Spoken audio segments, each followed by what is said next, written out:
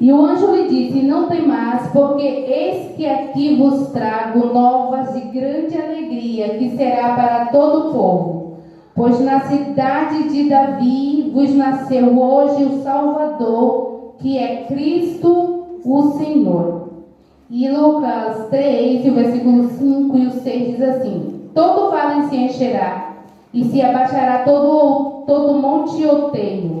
E o que é tortuoso se endireitará, e os caminhos escabrosos se aplanarão, e toda a carne verá a salvação de Deus. Amém? Os irmãos podem se sentar. Irmãos, nós temos aqui uma palavra de Deus. A gente sabe que essa fala do anjo, aqui no versículo 10, foi para os pastores de Belém.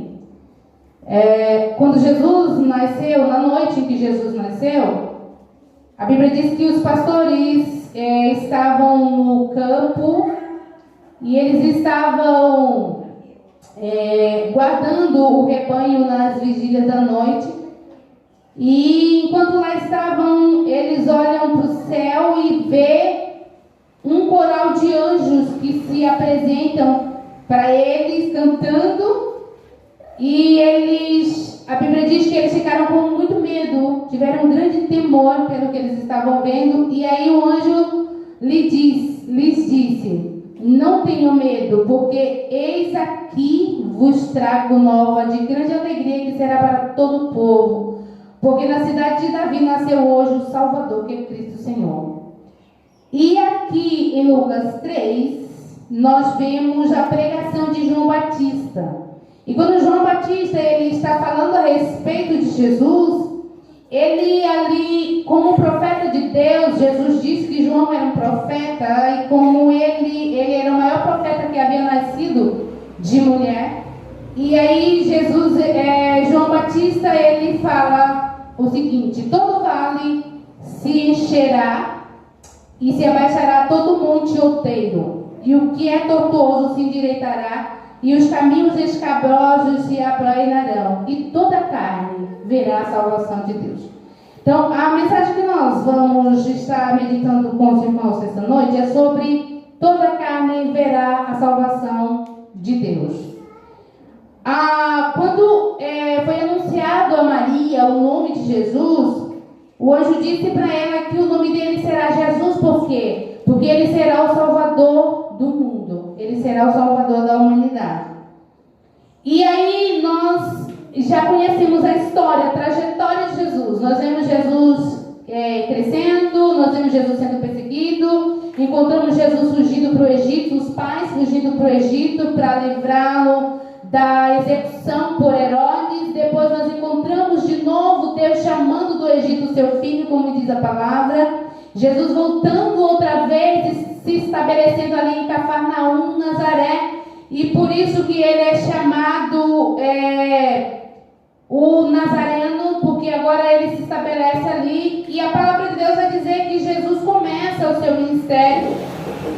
E ele começa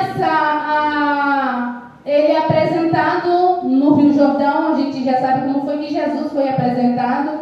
A Bíblia diz que Jesus, enquanto João estava ali batizando, Jesus veio para ele e disse para que ele o batizasse, e o João se negou a fazê-lo. E João disse: eu careço de ser batizado por ti, e tu vens a mim?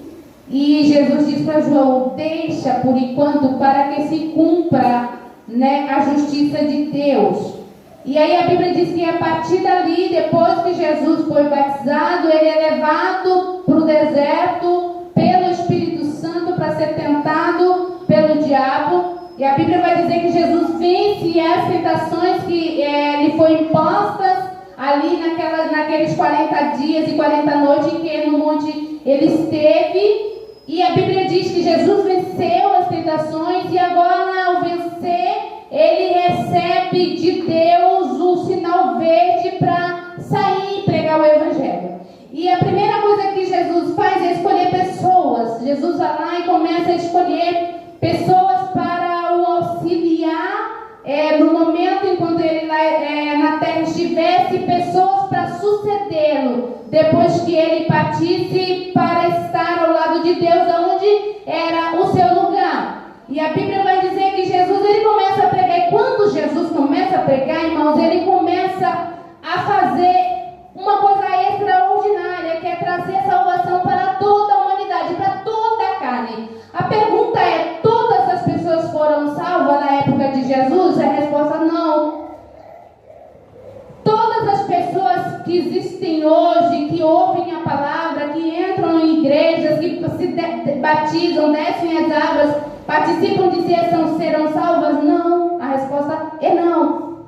O que a Bíblia está dizendo aqui é que toda a carne verá da salvação de Deus. Jesus foi apresentado, a oportunidade agora que estava sendo dada à humanidade não existia antes da cruz. Então Jesus, ele agora começa a fazer exatamente isso que João prega, que João está profetizando. Ele diz que todo vale se encherá e todo monte se abaixará. E aí o que nós entendemos? Nós entendemos que Jesus veio para salvar o rico e o pobre.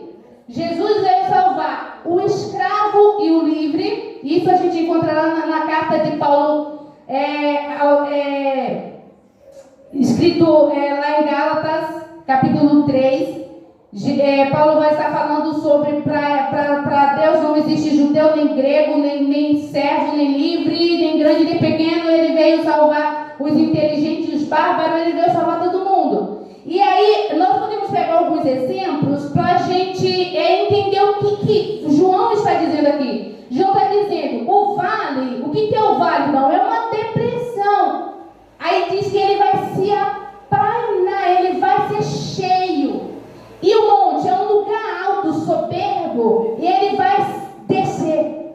Ué, mas por quê? Por que Jesus teria que subir alguns e descer outros? Porque tem pessoas que elas acreditam que não vão ser salvas porque são más demais, que elas são muito ruins. Tem gente que diz assim, não tem mais jeito para mim. Eu sou um caso perdido, ainda que eu quisesse, eu não conseguiria salvação. Aí a Bíblia diz que Deus, ele vai erguer, ele vai encher, preencher para a salvação. E já tem outro que diz assim, eu sou bonzinho, eu não vou para o inferno porque eu não mereço ir para o inferno. Eu não preciso de estar na igreja todo dia para ser salvo, eu não preciso pedir perdão de nada porque eu não tenho pecado, eu faço tudo certo. Aí a Bíblia vai dizer que ele vai abaixar, ele vai humilhar. É necessário que isso aconteça. E vamos pegar primeiro um exemplo de uma pessoa que se encontrou com Jesus e que ela representa muitas pessoas que existem hoje.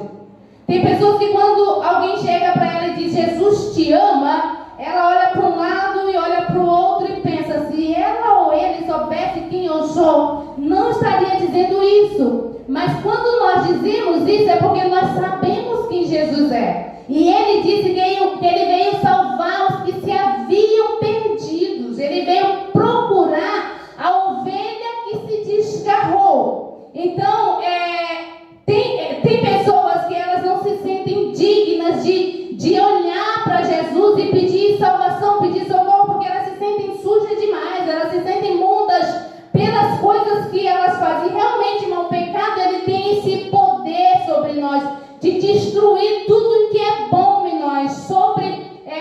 Tudo de bom que existe na humanidade foi afetado pelo pecado. Então, quando nós até podemos bater no peito e dizer, eu sou bonzinho, mas lá no fundo, todo mundo sabe o que faz e todo mundo se autoacusa. Por quê? Porque o pecado, ele tem esse poder de mostrar pra gente que a gente não vale nada, que a gente merece mesmo morrer, que a gente merece sofrer. Por quê? Porque o pecado, ele para se mostrar excessivamente maligno, ele causa morte nas pessoas.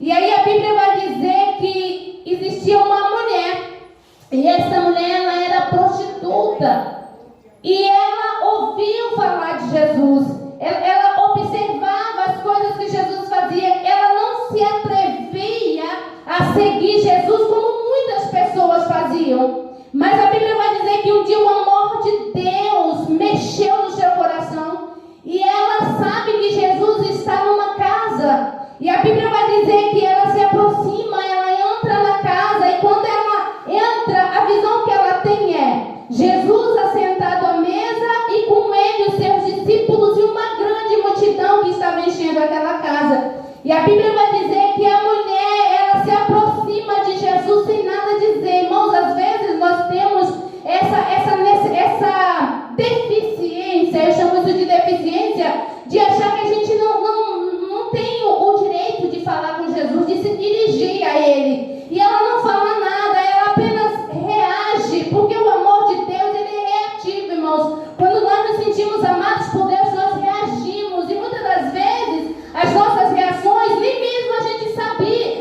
sabe de antemão se agiria daquela forma. A gente só vai descobrir que vai agir daquela forma quando a gente está na situação. E a mulher, ela entra na sala onde Jesus está. Ela se ajoelha e ela começa a chorar. Ela se ajoelha nos pés de Jesus. Eu imagino aquela mulher com todos os seus pecados vindo à tona na sua mente e toda acusação possível passando pela sua mente, e ela dizendo para si mesma: eu não poderia estar aqui, eu não poderia sequer tocá-lo, mas eu preciso, ele é a minha única saída, porque a palavra de Deus diz que ele é o único salvador do mundo. Não existe outra pessoa que tenha essa condição de salvar ninguém. E a Bíblia vai dizer que aquela mulher, ela começa a chorar muito, e ela começa a molhar, encharcar os pés de Jesus com as suas lágrimas. E quando ela percebe que aquilo está acontecendo, ela sabe que ela precisa secar os pés de Jesus. Então o que ela faz? Ela tira o véu, porque era assim que as judias se portavam em público, e ela coloca os seus cabelos nos pés de Jesus e ela começa a secá-lo. Era uma coisa inusitada o que estava acontecendo ali. E a Bíblia vai dizer que as pessoas que estão olhando, eles sabem que aquela mulher é uma prostituta. E eles dizem assim: olha, se Jesus fosse profeta realmente, se eles conhecessem as pessoas como ele diz que conhece, ele sequer permitiria que essa mulher tocasse nele. Porque quando ela tocar nele, o fato de ela estar tocando nele, ela está contaminando ele. E a Bíblia vai dizer que ela continua ali sem falar nada. A Bíblia não registra fala nenhuma da mulher. Ela simplesmente, percebendo que os pés de Jesus estão molhados por causa das suas lágrimas de arrependimento, a Bíblia vai dizer que ela começa a secá-lo com os seus cabelos. E depois de ela secar os pés de Jesus, ela se lembra que ela tem ali um vaso de perfume, o que ela tinha de mais precioso. Irmãos, o que nós temos de mais precioso é a nossa vida. E quando nós nos deparamos com Jesus e sentimos o seu toque, sentimos o seu amor, porque Jesus estava amando literalmente aquela mulher. Porque se ele não estivesse fazendo isso, ele teria dito para ela: se afaste de mim, você é uma pecadora. No entanto, ele fica olhando ela, observando ela, enquanto ela faz todo aquele ato. Então ela entende que foi aceita, ela entende que foi salva, e ela começa agora a fazer a sua oferta. E isso acontece com todas as pessoas. Se uma pessoa diz que é cristão, mas ela tem um pé atrás em relação de entregar a sua vida para Jesus, que ela quer ter o controle da sua própria vida, ela está com problema. Ela não conheceu Jesus, ela não encontrou Jesus, porque quando nós encontramos com Jesus, a Bíblia diz que nós somos constrangidos. Paulo disse: olha, se um morreu, então todos nós vamos morrer por causa dele, porque o amor dele nos constrange. E a Bíblia vai dizer que ela abre o vaso, o seu vaso de perfume, de nardo puro. Ela quebra o vaso e ela começa a derramar nos pés de Jesus. E aí Jesus, ele agora se levanta na sua defesa. Jesus, ele começa a defendê-la das pessoas que estão ali dizendo que ela é uma pecadora, que ela não merece a atenção de Jesus, que ela não merece estar ali. E Jesus, ele começa a defendê-la, e Jesus diz assim: olha, essa mulher,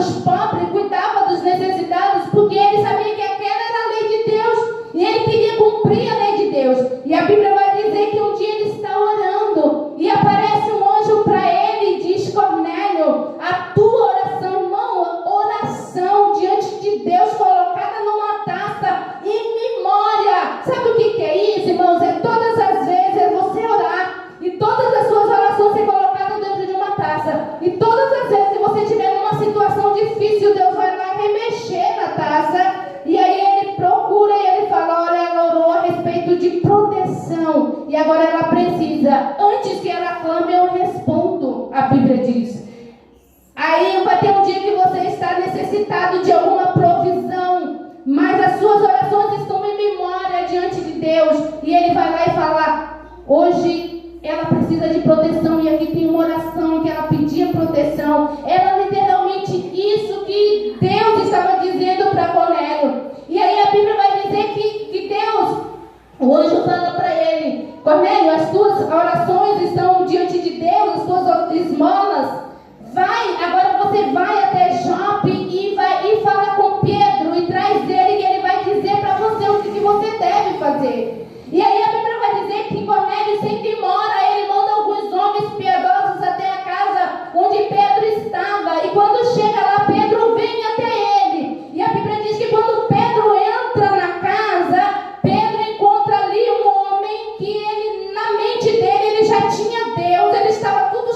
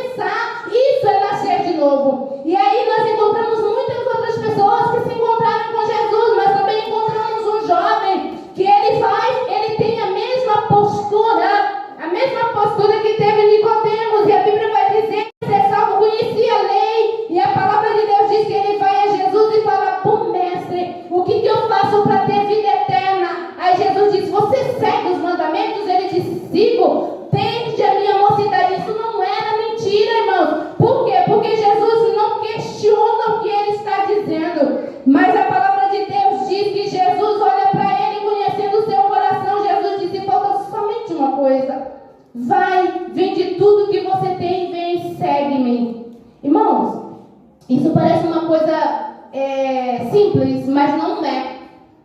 Aquela mulher que, ao sentir o perdão de Jesus, ela pega aquele vaso de alabastro, que significava ali uma grande quantia para ela, e ela quebra. Ela, irmãos, não é pegar o vaso e derramar um pouco sobre os pés de Jesus. Para usar aquele perfume era necessário que quebrasse o vaso. E aquela mulher, ela não se apegou a isso. Por quê? Porque quando nós encontramos com Jesus, irmãos, nós queremos dar para Ele a nossa vida. E aquele homem, quando ele ouviu Jesus falar isso, Jesus queria deixar aquele homem pobre? Claro que não. Jesus disse que ninguém que me segue, que deixando tudo para me seguir, não existe ninguém que não receba nessa vida 100% e por fim a vida eterna. Jesus só estava salvando ele da sua morte, porque aquilo significava morte para ele. E a Bíblia vai dizer que esse homem, ele se retira, ele vira as costas para Jesus e sai triste. Por quê, irmão? Todas as vezes que nós, como pecadores, ouvimos Jesus nos confrontando, nós saímos, nos afastamos dele, nós temos uma tristeza infinda. Parece que nada tem mais graça. A gente sabe o que fazer, mas a gente não quer fazer. E a única coisa que nos resta é tristeza. E foi o que aquele homem sentiu. E como aquele homem, nós temos uma quantidade muito grande de pessoas que estão perecendo hoje. Então o que nós entendemos aqui? Jesus está dizendo: eu sou o Salvador da humanidade e eu pretendo caminho que está tortuoso. Senhor, eu não consigo te seguir porque o meu caminho é muito tortuoso. Ele disse: eu vou endireitar. E aquele caminho que é difícil, sabe, elevado, ele disse: eu vou aplanar. É só você vir a mim. Essa era a intenção de Jesus ao se entregar na cruz, porque Jesus, ele não morreu pelas pessoas boas, mesmo porque não existe pessoas boas. Irmãos, existem pessoas que lutam contra os seus próprios desejos, mas pessoas boas não existem, porque Jesus disse: só existe um que é bom, que é Deus, é quem existe ausência total